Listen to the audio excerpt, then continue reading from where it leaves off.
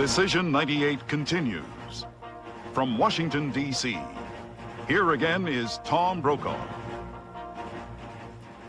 Good evening once again. We want to tell you that tonight it's a better night than President Clinton might have reason to expect just a few weeks ago. It does appear tonight that the House Democrats will about break even with the Republicans. They may lose a seat or two, but there was a time when they were fearful that they would lose somewhere in the double digits. On average, on an election year of this kind, the party of the president in power will lose from the House of Representatives an average of 27 seats. That has not been the case here tonight, and in fact, the Democrats have made some very substantial gains on the Senate side, knocking off Alphonse D'Amato, the Republican, after 3 terms. Also in North Carolina, Locke Faircloth, one of the most conservative Republicans, beaten tonight as well. They lost the Republican governor's chair in South Carolina. On the other hand, there were some big Republican gains tonight as well. Jeb Bush is the new governor in the state of Florida, for example. And in Texas, his brother, George W. Bush, has now put himself in a position to make a strong run for the presidency in the year 2000. Watching all of this very carefully is the Speaker of the House of Representatives, Newt Gingrich. Mr. Speaker, on average, the party of the president does lose about 27 seats. The fact of the matter is, it looks tonight like you could be in about a wash with the House Democrats. Do you think that it's possible that the Republicans overplayed the presidential scandal here in this off-year election? Well, I think it's very likely that you all in the media dramatically overplayed it, but the fact is, Tom, that since Bill Clinton became president, we've gained 51 seats in the House, 12 in the Senate, 14 governorships, and 500 state legislative seats. I think when the night's done, we'll have gained in every single one of those areas some additional seats. No first-term president ever lost as many seats that I can remember as Bill Clinton lost in 1994. We're going to consolidate that tonight. And this is the first time in 70 years that Republicans will have held the House for 3 consecutive terms. So I just have to say, on my part, it's the earliest I've ever been able to announce victory here at home.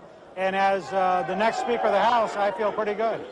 Well, no one doubts that you're still a formidable force, but when you meet with the Republicans on November 16th in the caucus, do you think that there will be any retrospective done among the Republicans about their tactics? And what about your own future as the Speaker of the House? Do you think that that will come in under discussion?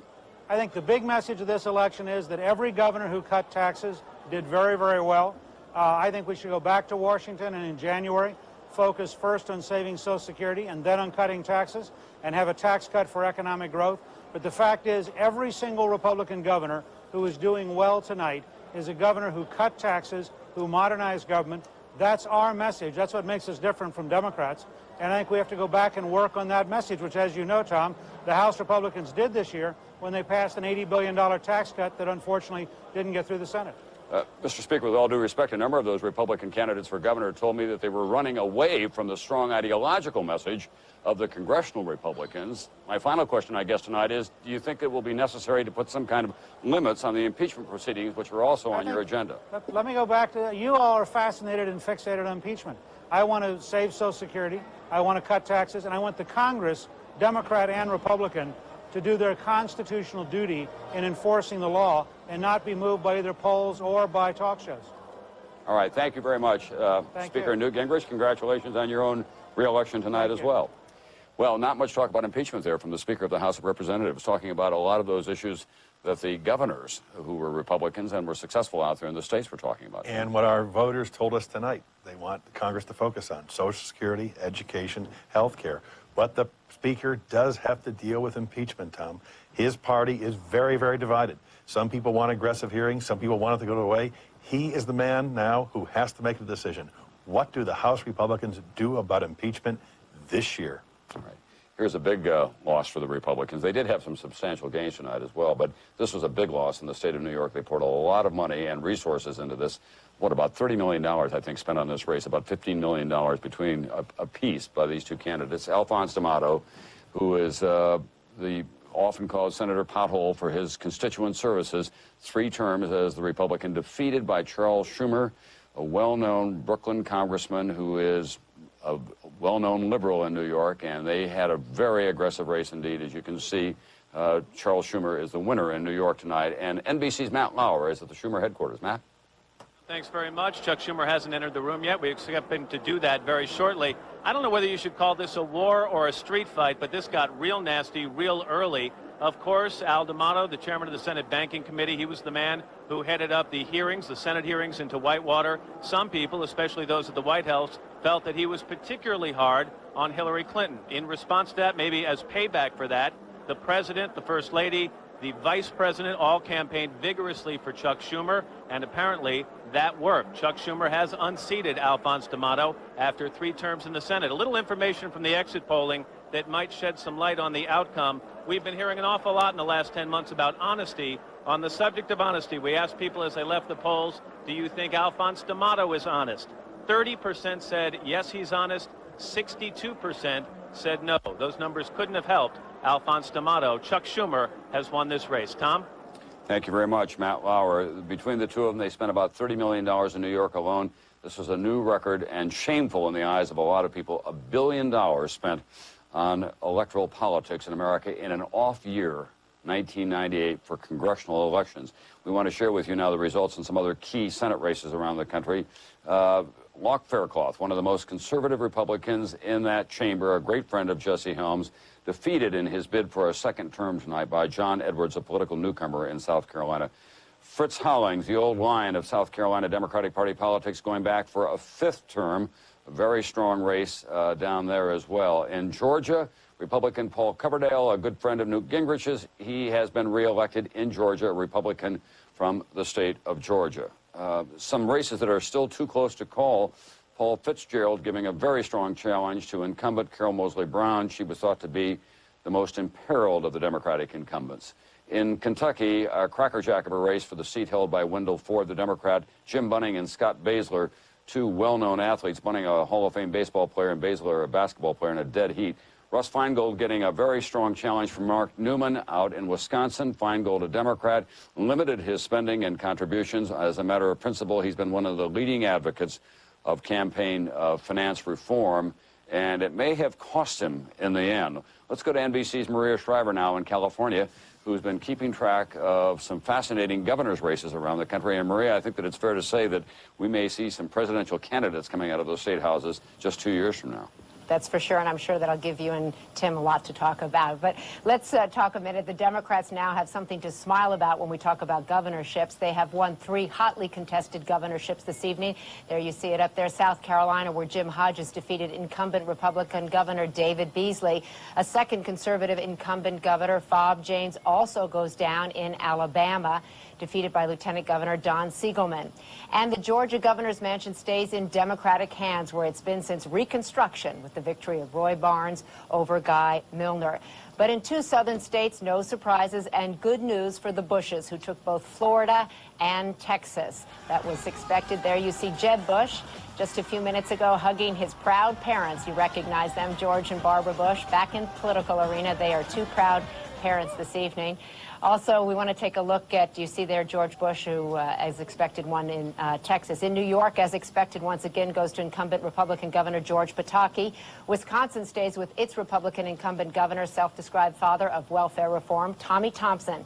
And it's too close to call right now in Massachusetts. Republican incumbent Paul Cellucci is in a dead heat with Democratic Attorney General Scott Harshbarger.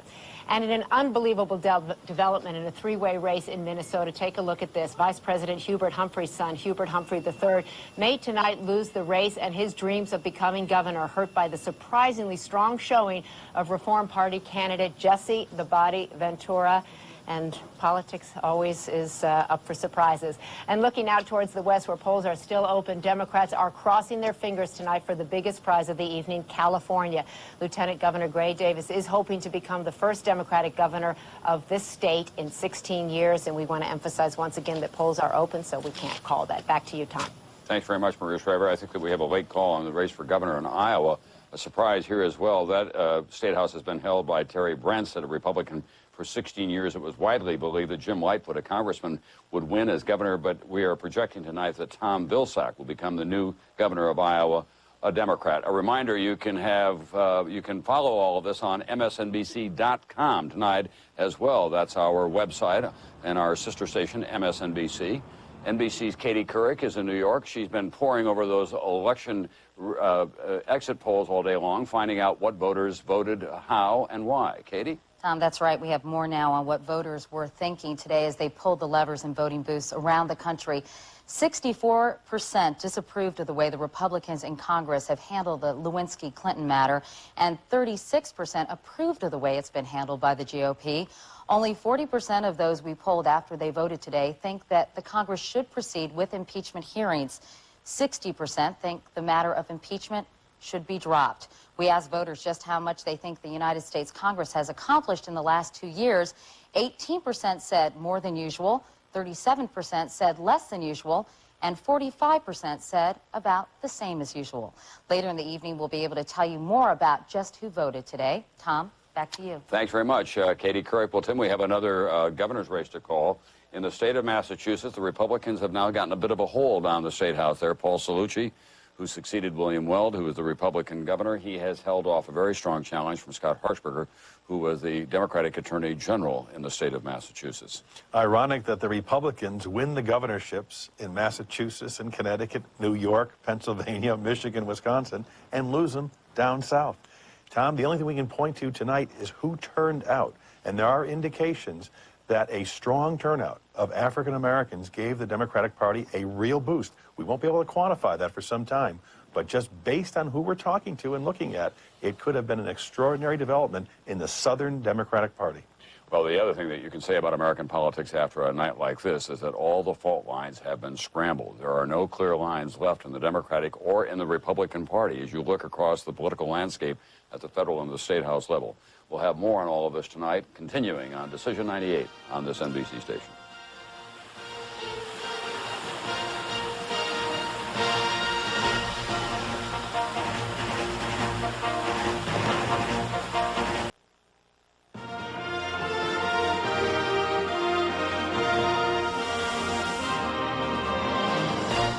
Decision 98 continues.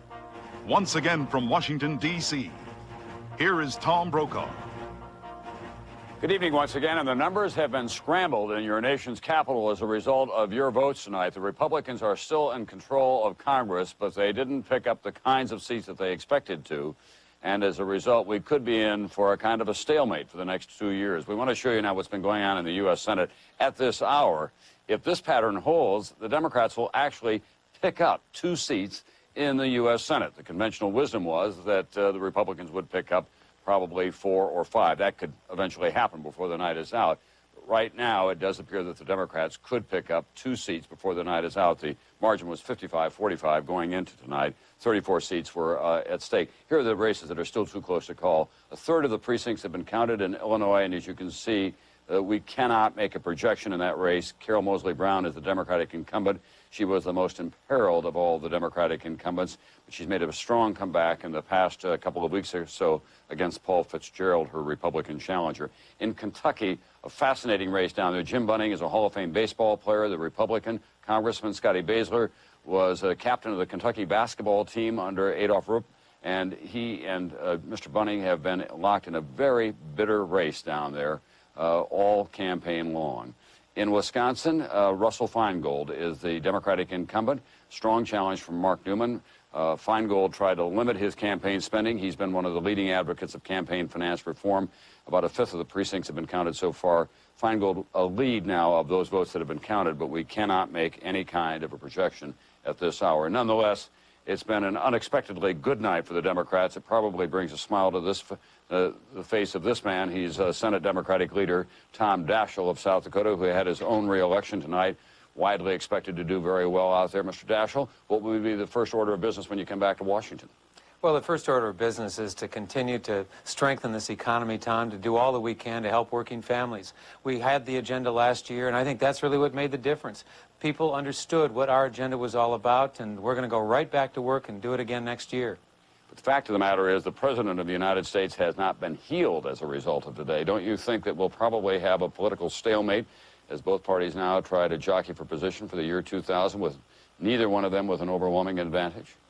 Well, you can go back to presidential years in the past, as you well know, and find some very productive ones. You know, when the president was on the ballot last time, we were able to get a number of things done. We passed a new minimum wage. We passed the Kennedy-Kassebaum health bill. We did a number of things that I think merit a look again. I think if we did it then, we ought to be able to do it in the next 2 years. There is that 100,000-pound gorilla, however, sitting in the dome just behind me, and it's called the impeachment proceedings. Will there be a real effort on the part of moderates in both parties to try to work some kind of a deal to avoid impeachment proceedings going all the way, Senator?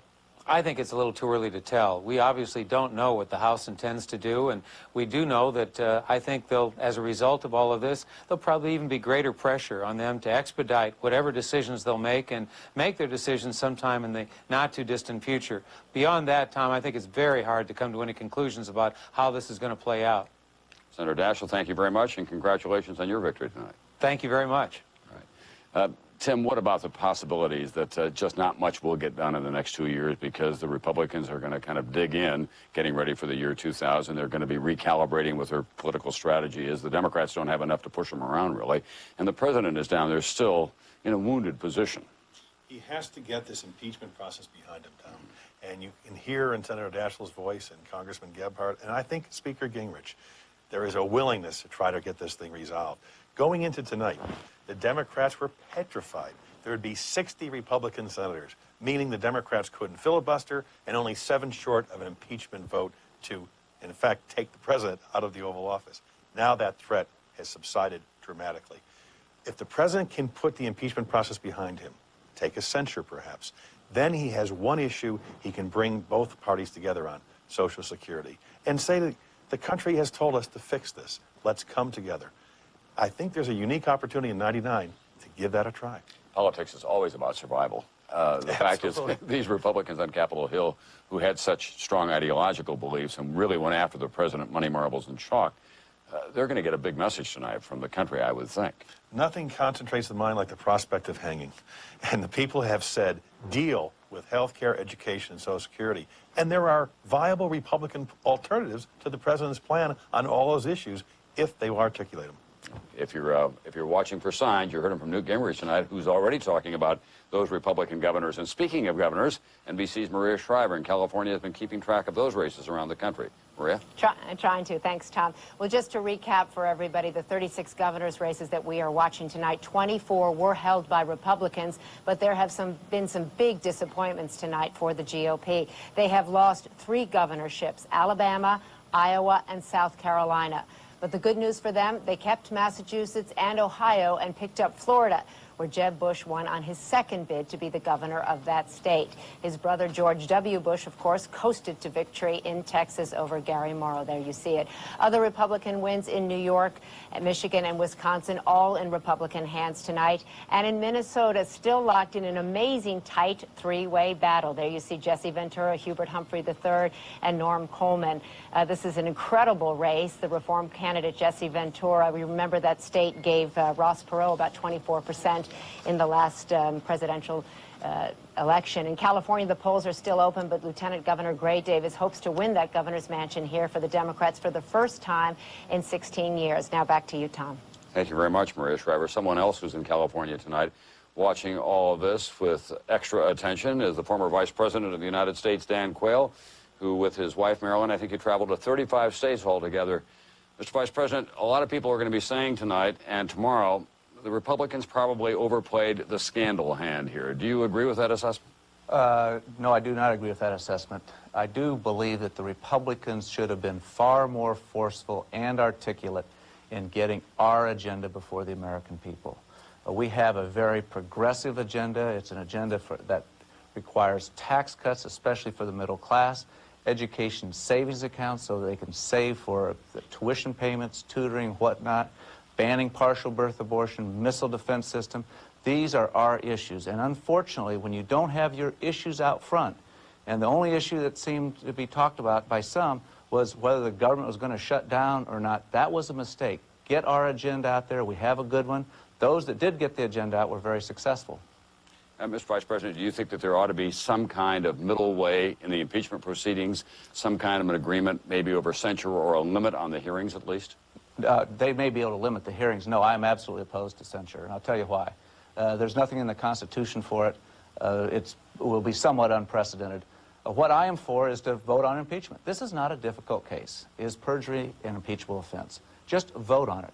And if there's the votes in the House for, if a majority votes in the House for impeachment, then it goes to the Senate and resolve this thing. This thing should not drag on for a long period of time. And if there are not the votes to remove Bill Clinton from office, so be it. He goes free. I am not for censure, even if the House does not have the majority, or if, more importantly, perhaps if the Senate does not have the 2/3 to remove him from office. I do not support censure under any circumstance.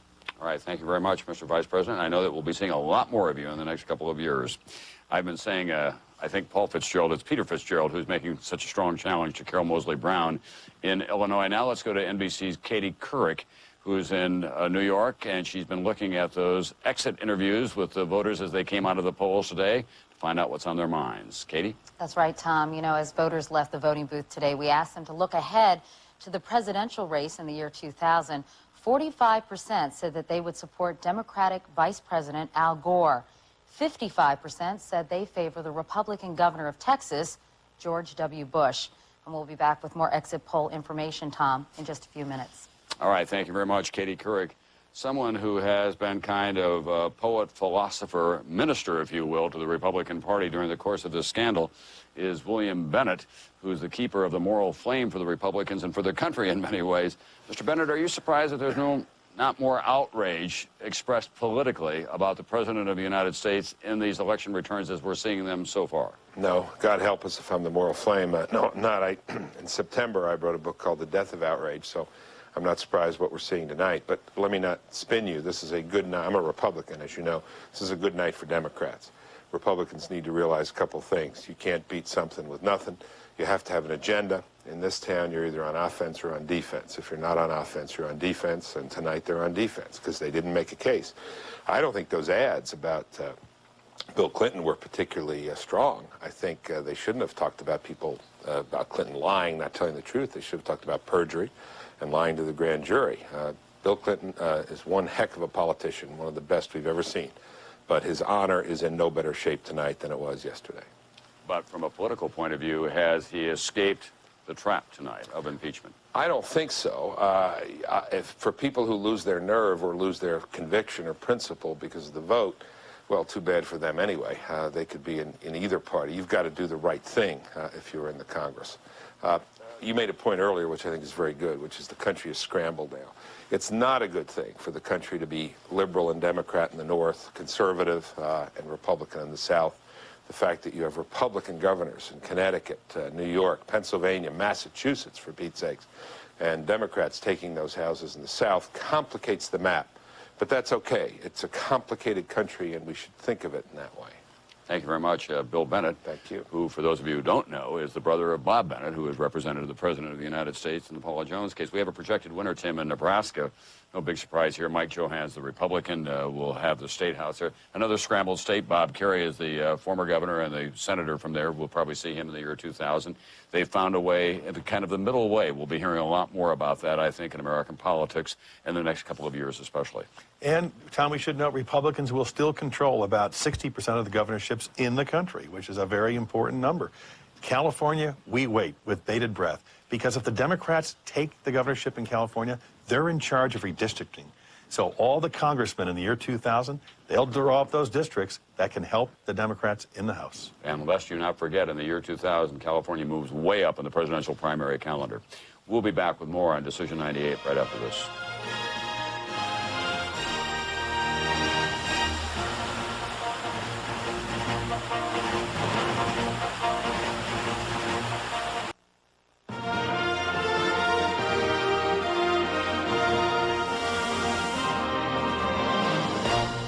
Decision 98 continues.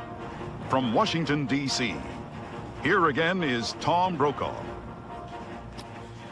Well, this election night did not quite work out as the Republicans had hoped on August 17th of this year. They thought they had the president on the ropes. After all, he confessed that he'd had that affair. He lied to his family, his friends, and the country. There had been a recommendation of impeachment proceedings, and yet at this hour, if the patterns that we're seeing now hold, and they could change dramatically, but not all that radically, but if they hold, the Democrats will have gained 1 seat in the United States Senate. Let's take you now through the Senate races. We have them so far. In New York, Alphonse D'Amato goes down to defeat the Republican bulldog after 3 terms, loses to Chuck Schumer, Brooklyn congressman. In North Carolina, Mark Faircloth, close friend of Jesse Helms, one of the most conservative Republicans in the chamber, loses to a political novice, John Edwards, in that state. Fritz Hollings goes back, a Democrat in South Carolina, the junior senator in that state at the age of 77. The senior senator is Strom Thurmond. He's 97. Between them, they average 87 years of age. Paul Coverdale is a Republican senator from Georgia. He's going back, a substantial win in the state of Georgia with about 2/3 of the precincts counted so far. In Kentucky, look at this. It doesn't get any closer than this. 92% of the precincts have been counted so far. Jim Bunning and Scotty Baszler, 2 kind of world-class athletes in a very tight race. Bunning, a Hall of Fame baseball player. Scotty Baszler, who played for the University of Kentucky Wildcats, captain of the basketball team under Adolph Rupp, in a very, very tight race. As you can see, 9,000 votes separating them. Pretty much the same thing in Illinois. We can't make a projection yet. About 80,000 votes separating these two. Carol Moseley Brown is the Democratic incumbent. Peter Fitzgerald, who was the surprise winner in the Republican primary out there, continues to hold a lead tonight. But based on the voting patterns we're seeing, we can't make a projection. Wisconsin, same thing. 1/3 of the precincts have been counted so far. Of those votes counted, Russell Feingold, the Democratic incumbent, has a substantial lead, but we always have to look at where the votes are coming in from. So Mark Newman is the challenger there, and we don't know what's going to happen in that race. Mississippi, Trent Lott is the Senate Majority Leader, and we fully expect that Trent Lott will be able to win his election down there. Any problems down there tonight, Senator?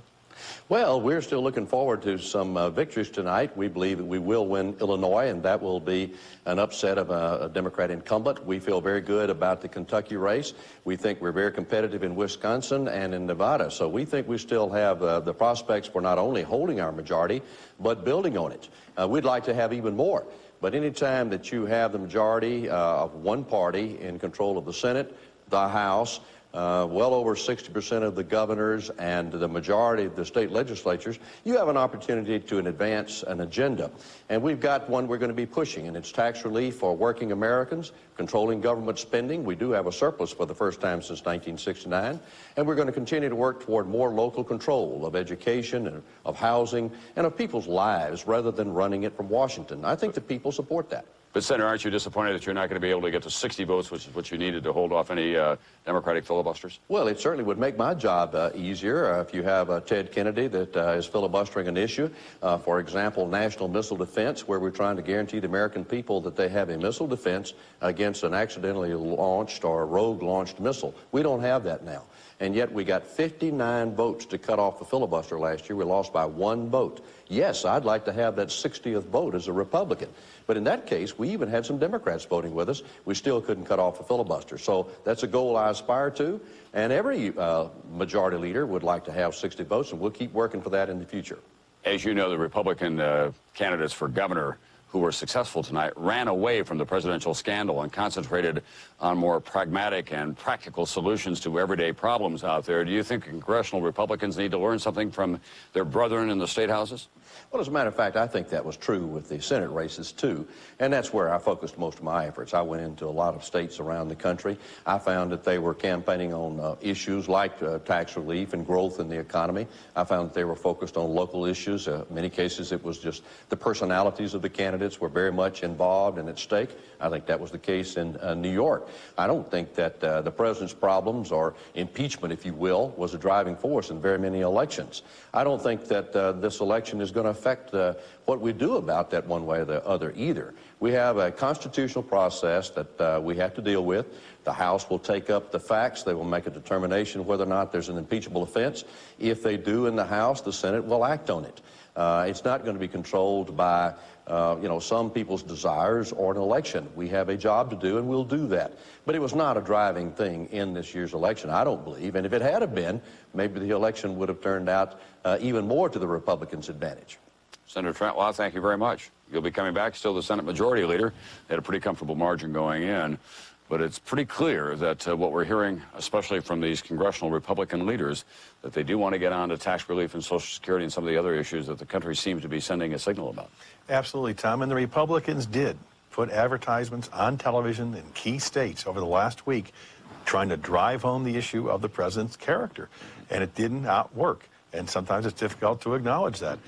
And you heard from Senator Lott tonight and Speaker Gingrich earlier, they have to placate the conservatives in their caucus by being strong on the issue of the president's impeachment and still find a way out of the issue so they can demonstrate to the American people that they will work on issues like Social Security and health care and education. And one of those states in which they did give very heavy play to that ad against the president was in North Carolina, which they lost tonight. Jim Bunning was in better shape earlier in Kentucky than he was after that commercial hit the airwaves down there. A lot of armchair quarterbacking tomorrow about whether that was a good strategy or overplaying their hand. You heard Bill Bennett weigh in tonight. He said that Republicans have to get back on offense, and they need an agenda to do that. All right, thank you very much, Jim Russert. At the White House tonight, we're told that the president has been watching all of this on the internet, msnbc.com, we trust, and that Mrs. Clinton has gone to the movies tonight. She's gone to see Oprah's Beloved, which is the film that's starring Oprah Winfrey and produced by her as well. NBC's David Bloom, however, is hard at work right now. David, what do you have for us from the White House? Well, Tom, they're positively giddy here at the White House tonight. You've already heard the Republican recriminations from Bill Bennett, from Dan Quayle. The White House is convinced the Republican strategy of attacking the president backfired and that the Democratic strategy of trying to drive out minority voters, drive them to the voting booths, especially African Americans, worked. They point to the Schumer race in New York, where 85% of African Americans voted for the triumphant Democrat there. In the 5 tightest races that the White House was watching, the Senate races in New York and North Carolina, and those 3 southern governorships, they all went Democrat. What does this mean for the White House in terms of impeachments? One of the president's top lawyers who's dealing with the Republicans told me just a few moments ago, I think it changes the way Republicans deal with us. He said the clear message is, get this over with. Tom? Thank you very much. David Bloom at the White House tonight. We have a late projection based on the returns that we're seeing so far about how the House could turn out, and this would be really a stunning victory for the Democrats. They will not take control of the House again, but based on the projection that we have right now and the models that we're looking at, it does appear that the Democrats could pick up 4 seats in the House, not lose seats, but they could pick up 4 seats. Now, traditionally, in an off-year election going all the way back to Franklin Roosevelt, the party of the president in power will lose on average 27 House seats in an off-year election. Here, with the president as wounded as this one is, the Democrats would pick up seats. Tim, that would be a substantial victory for them. They only need 11 to take control of the House. They're a little short of that. But again, Speaker Gingrich needs a working majority. There are a lot of moderate liberal Republicans who don't often vote with him. We have a deadlocked Congress. All right. Gwen Ifill is on Capitol Hill. Gwen, what do you think will happen now as a result of the scramble that we've seen here tonight? We're going to see a big fight immediately for Newt Gingrich's leadership of the House. There were already people who were challenging him, but now Newt Gingrich had put a lot of his capital on several key races. And we've been tracking several of them tonight, and 6 out of the 7 races, including races of Democrats who had voted with the GOP for impeachment, and others, they've all gone Democrat. And as you just said just now in that model, the Republicans, you saw Newt Gingrich a little while ago, you talked to him, and he said, listen, this is still good news, we're still in charge, but that's not what they expected to be able to say tonight. All right, thank you very much. Gwen Ifill on Capitol Hill. So that would be stunning indeed. 4+ seats for the Democrats to pick up. Going into tonight, it was 206 to 228. That was the difference. Now it could be 210 to 224. There's one independent in all of this. Katie Couric has been taking a look at what voters had to say as they left the polls today about what was on their minds.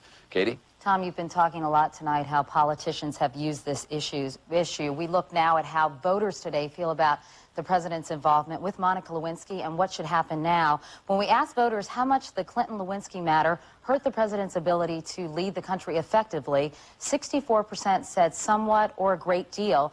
36% said it affected his leadership not much or not at all. 33% of those polls said the president should be impeached and removed from office. More voters, 42%, said he should resign.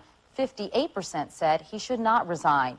And the majority of those polled, 47%, said Bill Clinton should be censured. Even though a majority did not support any of these outcomes individually, 67% favored at least one of those actions be taken. Tom, back to you in Washington. Thank you very much, Katie Couric. And I think that this race, more than any other tonight, may symbolize the kind of mood of the country. This is the Minnesota governor's race. Jesse the Body Ventura, running as an independent, a former Navy SEAL, a former bodyguard for the Rolling Stones, a former professional wrestler, a talk show host, is leading in that race with almost a third of the precincts counted so far against Skip Humphrey, who's the son of the late Hubert Humphrey, and also Mark Coleman, who was a challenger in that race as well. But it's possible that in the state of Minnesota, where they take politics very seriously, they could elect a former bodyguard of the Rolling Stones and a Navy SEAL. It's extraordinary. And Tom, amongst male voters under the age of 30, Jesse Ventura is getting over 50% of the vote. He's reaching out to a very interesting ingredient in our culture. This is a big win for the Republicans, Tim. Jim Bunning in the state of Kentucky, our projected winner in the United States Senate. So that will be good news for the Senate Republicans tonight. We'll have continuing coverage on this NBC station. I'm Tom Brokaw for all of us at NBC here in Washington.